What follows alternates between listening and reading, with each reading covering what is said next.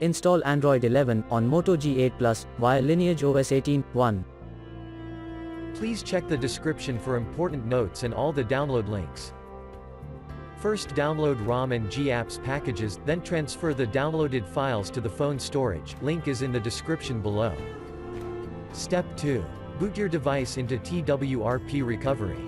Once in TWRP, click on Wipe, Advanced Wipe, and select the check boxes, as shown in the image, excluding internal storage. Step 4. Swipe the button to wipe the device. Step 5.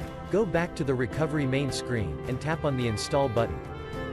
Step 6. Navigate to the storage, and select the ROM zip file.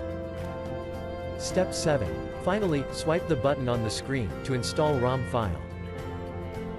Step 8. Flash the GApps zip package, in the same manner. Step 9. After GApps flashing completes, select Wipe Cache and Dalvik from bottom left side of screen, and swipe to wipe. Step 10. When the flashing process is complete, hit Reboot System. That's it, you have successfully installed the ROM on your device.